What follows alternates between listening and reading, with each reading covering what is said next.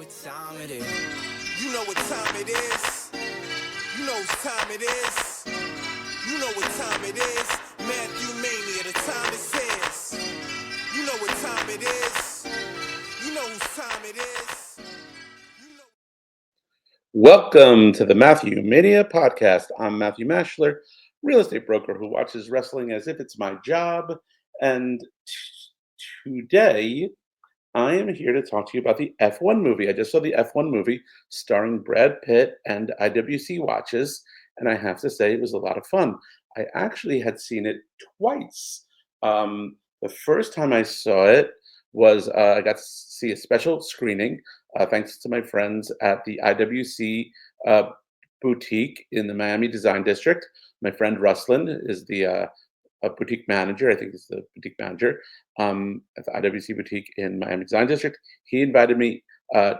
During the Miami F1, he invited me and my friend Neil the Heel came with me to a little party where they got to display some of the watches that were in or based on the F1 movie, and we got to see a lot of paraphernalia from the movie. But it was a really nice party in Miami. And then again, we were invited to a special screening of the F1 movie that IWC Watches had put out all throughout the country. Wherever there was an IWC boutique, they had a screening of the movie. IWC is actually a special watch to me. I don't always talk about my watch collection, but IWC is a special brand to me because back in 1999, my father gave me and each of my brothers a fancy watch.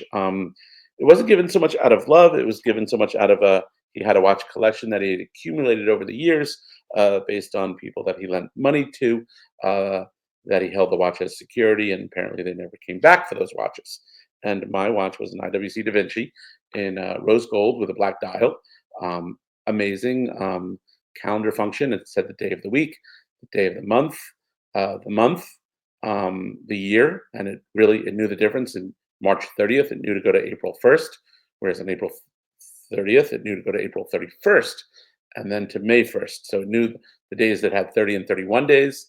It also knew in February, that February has 28 days, so February 28th, it would go after that to March 1st, unless a leap year, which it knew was February 29th. Actually, I think the leap year was the one time once every 4 years that if the watch is constantly running once every 4 years, you had to make that adjustment for the leap year.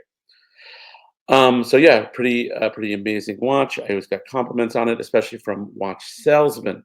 And IWC was a big sponsor of the F1 movie. Their logo was on all of the cars and all of the team uniforms, and this beautiful Apex Group. Apex Group is the fictional racing team in the movie, and IWC, as well as like Shark Ninja, was a sponsor. People say, "Oh, I never heard of Shark Ninja." Yes, you've heard of the Shark vacuum cleaner, or the Ninja blender, or the Ninja air fryer. Those were all sponsors of the F1 movie, and IWC was always a racing brand. So I thought the movie was very good, and thanks to Russ at the IWC boutique, we got to see the movie. And then I recently went back with Wendy, and we saw the movie again. And for those of you out there thinking of seeing the movie or thinking of seeing the movie again, I want to say a couple of things that you should look out for. They're not really spoilers. Brad Pitt is a race car driver in the movie. And in one of the opening scenes, he wins the Daytona 500. It's not really a spoiler that he wins the Daytona 500. It's just a setup for the rest of the movie. But it's something to look out for. You won't notice it if you don't know about it. He doesn't want to touch the cup because he says it's bad luck. And as he's driving off, the team owner or whatever is holding the green Rolex box. He doesn't say Rolex. You just know it's a Rolex from the green box, and you know it's the Daytona because he won the Daytona, and he's holding the watch out, and he's calling after Brad Pitt or Sonny Hayes. Don't you at least want the watch? And Sonny Hayes replies, "I already have one." And if you don't know, you could easily miss it, or why he's rejecting the watch. Like maybe you think it's not about the money. but it's clear that it was about the money because he takes that check, he takes that $5,000 check and puts it on the windshield. So it's clear it's about the money. So why doesn't he want the watch? Because he already has one, and there's two reasons for it. One is that IWC paid a lot of money to sponsor the movie, and they like the idea of the guy rejecting the Rolex because he already has an IWC. But the other truth is the plot reason is that the watch he's wearing is an IWC engineer, which is, I guess, the Swiss word for engineer, and with a green dial. The watch never actually existed in the IWC catalog. They made it for the movie, but it's his dad's watch. And you don't know that from watching the movie, but it's his dad's watch. Every once in a while, they show a picture of Sonny Hayes, Brad Pitt, when he was younger with his dad. His dad is wearing the watch.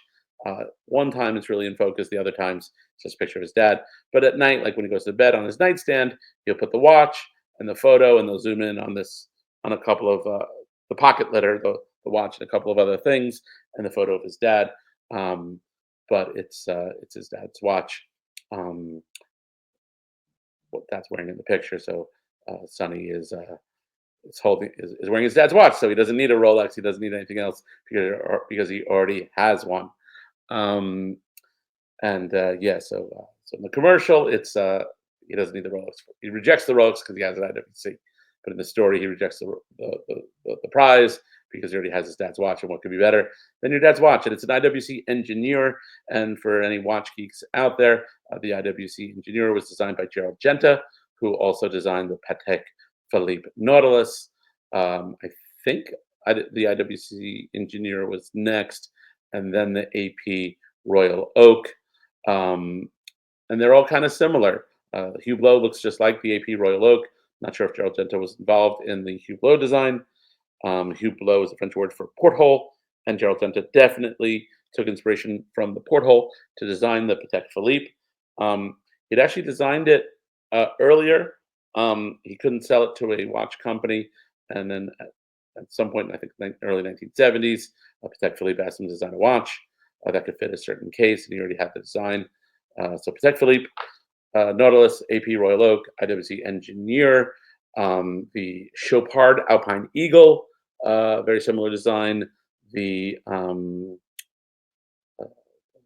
a Bulgari that Gerald Genta designed that's quite similar. The Omega Constellation, also quite similar. Some of these are designed by Gerald Genta, some are designed by contemporary or knockoff of it. Vacheron Constantin, the Overseas, also quite similar watch. I was in Amsterdam. I saw in a store. I saw a woman with a watch that I thought looked quite striking, quite similar, but it wasn't any of these watches. I asked her what it was. It's the Baume & Mercier Riviera. If you Google Baume & Mercier Riviera Gerald Genta, half the search results will say that Gerald Genta was the designer of the watch. The other half of the search results will adamantly claim that he was not the designer of the watch. And then it's a quartz watch. It's not terribly expensive, the Baume & Mercier Riviera, and they just re-released an anniversary edition. So if you're looking for a nice watch that doesn't break the bank, I think it's actually really nice. I'm actually gonna look to see if I know anyone that sells Baume & Mercier because I'd like to get to know more about that. So the Omega Constellation, I believe, also is in this family of Gerald Genta designs. So the IWC Engineer, when I saw the screening with IWC, there was actually a movie about it. I never went to YouTube or Google to see if that movie is available. And the IWC Engineer is an engineer's watch. It was designed, for the engineer to be, in the like one designing the race car, something with a lot of vibrations. They wanted a watch that could withstand all of those bright vibrations. So that's the watch. They actually released they actually released a special edition of the IWC Engineer with a green dial. I think only 200 or 2,000 were made. That's the Sonny Hayes watch in the movie. The other character, don't remember his name, he was wearing an IWC Big Pilot's watch. which they made a special edition for the movie with the Apex Group, similar to the logo of my hat. If you're watching this on YouTube, with the Apex Group logo in the band and on the back case of uh, of the watch. So yeah, so that's what to look out for. Look out for when they reject the Rolex, and look out for the picture of the dad. I will also shout out to this James Bond movie where James Bond's on the train. He's talking to a beautiful woman, and she says, "Oh, that's a beautiful watch. Is it Rolex?" And James Bond's like, "Omega." No, it's Omega. I don't know the exact quote, but again, Omega's paid a lot of money in that movie for James Bond to say Omega greater than Rolex. So similar enough. There's quite often watches in these big Hollywood movies, but you don't necessarily see them. A lot of Bulgari watches in the Iron Man movies. Tony Stark wears Bulgari watches. I remember Miami Vice with Will Smith. Is it Will Smith? Who's in the Miami Vice movie? Um, movie. They were wearing IWC watches. No, it was Jamie Foxx. Uh, got my and Colin Farrell. Jamie Foxx, Colin Farrell, and they were wearing IWC watches. They had different ones for day and night, which I thought was weird. Like chasing the bad guy, you don't stop and change your watch. But again, product placement, watches in movies, always very prominent. So just wanted to get it out there for people to thank IWC, to thank Ruslands for inviting me to the IWC premiere, and then watch the movie twice. And shout out if you haven't seen the movie for these two things to look for. Also, the other driver's mother was wearing a lot of Chopard jewelry. Chopard has always been a race car driving driver's brand, so Chopard jewelry in the F1 movie. Again, more product placement. So put some really gorgeous pieces on the mother of uh, of this was an actress. I guess her name was Sarah Niles, and she was wearing the Happy Diamonds collection. Oh, and she was wearing the Happy Diamonds watch. I didn't notice that in the movie. So yeah, some beautiful jewelry in the movie. So yeah, so if you want to know anything else about the movie or about the watches or anything else, feel free to hit me up in the comments on wherever you're subscribing to the podcast, MatthewMania.com. Email me, Matt at MatthewMania. And yeah, we'll look forward to seeing you soon on another episode of the Matthew Mania podcast. And remember, we have Boca Raton Championship Wrestling, August 31st, meet and greet Jerry Lawler. Tickets available at BocaRatonWrestling.com. Thank you for joining us on the Matthew Mania podcast. You know what time it is. You know what time it is. You know what time it is. You know what time it is. Matthew Mania, the time is his. You know what time it is. You know whose time it is. You know what time it is. Matthew Mania, the time is his. Yeah, got him shook, scared, can't look. We're not afraid of the big bad wolf. First comes the right, followed by the left hook. Execute perfect, this is textbook. If you ever test, make sure you bring the best. Head into the ring with the M on my chest. Any match, bring the ladders and the tables. Lock us in the cage and nobody can save you. When it's war, I'm coming to destroy. Napalm blast, I'm coming with the noise. They chant for the king, the girls and the boys. They saying I'm the best cause they didn't have a choice. You know what time, you know what time, you know what time it is. You know what time, you know what time, you know what time it is. You know what time, you know what time, you know what time it is. You know what time, you know what time, you know what time it is.